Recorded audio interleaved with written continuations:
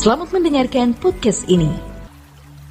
Shalom Bapak, Ibu, dan saudara-saudara yang terkasih di dalam Tuhan. Kebenaran saat ini berjudul dimulai dari sekarang. Saudara-saudara, menempatkan diri sebagai sahabat Tuhan sejatinya harus dimulai dari sekarang. Ini adalah pilihan yang harus diambil secepatnya, ya. Dalam banyak hal atau dalam segala hal boleh tidak ada kepastian, tetapi untuk menjadi sahabat Tuhan haruslah menjadi sebuah kepastian. Kepastian ini harus dirajut atau dibangun mulai dari sekarang, ya.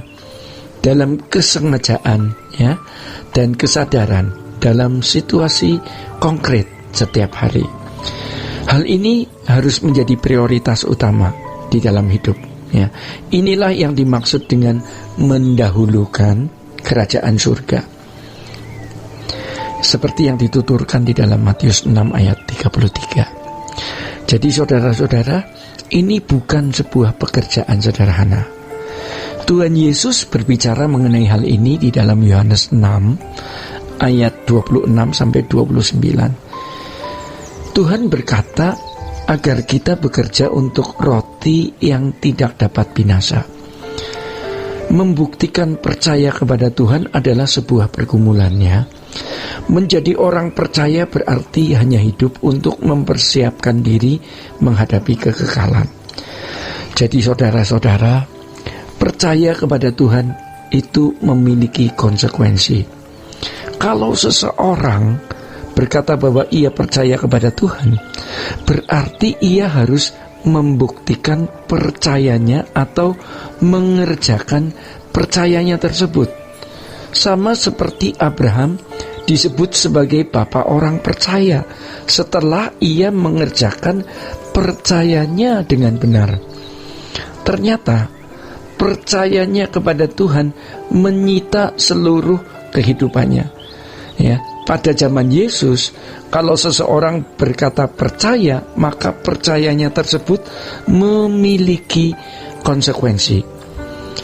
Saudara-saudara, hari ini, ya, setelah kekristenan menjadi agama, seseorang menunjukkan percayanya hanya dengan datang ke gereja atau mengaku sebagai orang Kristen.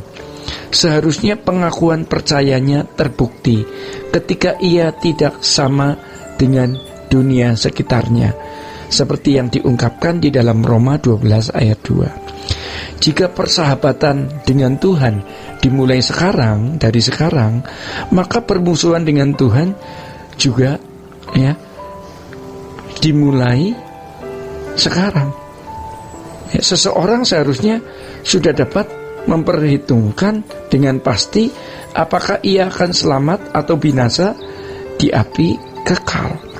Ini bukan sebuah keyakinan semata-mata, tetapi sebuah penghayatan hidup. Jadi, kalau belum memiliki penghayatan yang benar dari bukti nyata, ya, atau sebuah kehidupan yang berjalan dengan Tuhan, jangan yakin pasti selamat. Saudara-saudara, pengertian ini menyesatkan, ya. Keyakinan bahwa ia selamat tanpa bukti adalah keyakinan buta.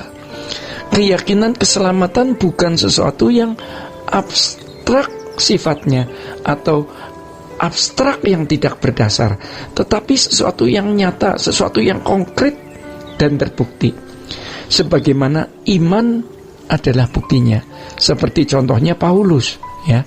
Ia yakin memperoleh mahkota abadi, bukan untung-untungan, ya. Di dalam 2 Korintus 4 ayat 6 sampai 8 hal tersebut dikisahkan.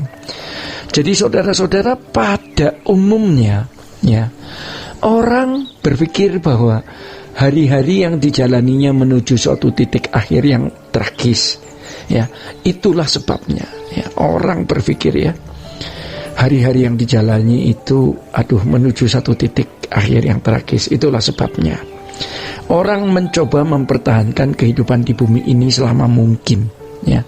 Kematian bagi orang ini adalah suatu momok yang sangat menakutkan.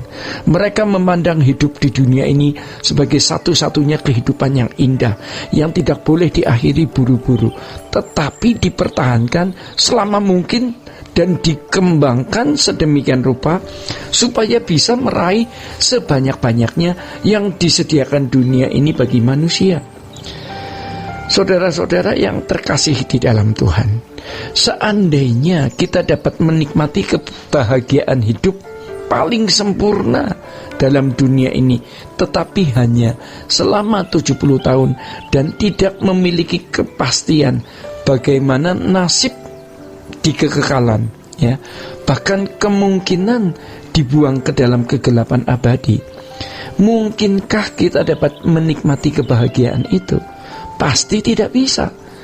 Menyikapi fakta ini, ya, kita harus memiliki kepastian bahwa kalau kita meninggal dunia dan berdiri di hadapan tahta Tuhan, apakah kita didapati berkenan di hadapan Tuhan dan diperkenan masuk ke dalam kerajaannya. Kepastian ini haruslah kepastian yang benar, bukan fantasi, bukan abstrak. Kepastian keselamatan bukan dibangun dari keyakinan di dalam pikiran semata, tetapi harus dibangun dari kenyataan pengalaman hidup berjalan bersama dengan Tuhan. Untuk itu, Bapak, Ibu, dan saudara-saudara yang terkasih di dalam Tuhan, harus diperhatikan, ya, kita tidak boleh merasakan apa yang kita yakini, ya, tetapi merasakan apa yang kita alami. Paulus menunjukkan keseriusannya mempersiapkan hari esoknya dengan berkata di dalam 1 Korintus 9 ayat 26-27 yang katanya adalah sebagai berikut: sebab itu aku tidak berlari tanpa tujuan, dan aku bukan petinju yang sembarangan saja memukul, tetapi aku melatih tubuhku dan menguasai seluruhnya, supaya sesudah memberitakan Injil kepada orang lain, jangan aku sendiri ditolak. Jadi saudara-saudara, apa yang kita kejar hari ini, itulah yang akan kita peroleh. Dalam dunia yang sukar dan penuh masalah serta krisis ini, belum tentu kita memperoleh apa yang kita kejar. Lalu mengapa kita tidak mengejar sesuatu yang pasti akan kita peroleh kalau kita mengejarnya? Yang pasti kita peroleh adalah kemuliaan kerajaan surga bersama dengan Tuhan Yesus. Sehingga bagi anak-anak Allah, kita harus berpendirian bahwa kita sedang memulai sebuah kehidupan dan sedang menuju sebuah awal kehidupan dunia yang lebih baik. Saudara-saudara, hal ini berpijak pada kenyataan bahwa hidup kita di dunia hari ini merupakan awal dari kehidupan yang lebih baik nanti yang Tuhan sediakan. Jika tidak demikian, seseorang tidak memiliki sukacita, sebab di bawah sadarnya, ya, di bawah alam sadarnya, ia selalu dibayang-bayangi hari esok yang tidak tentu, maut yang menakutkan, hidup tanpa pengharapan. Hal ini diingatkan di dalam 1 Petrus 1 ayat 1-10. Hidupnya dipenuhi segala keserakahan untuk memiliki segala fasilitas yang bisa diraihnya, sebab ia mengharapkan sukacita hidup, ya, untuk melengkapi atau yang melengkapi hidupnya. Tragisnya, mereka menuju akhir kehidupan di mana semua yang diperjuangkan untuk dimiliki itu lenyap dalam sekejap, itu fana, ya. Sedangkan bagi orang percaya, kita harus berpendirian bahwa kita baru memulai sesuatu kehidupan, bukan akan segera mengakhirinya, melalui kehidupan untuk sebuah kehidupan yang lebih baik di dunia lain, ya, bukan di dunia ini. Bagi kita, yang penting asal ada makan dan pakaian cukup.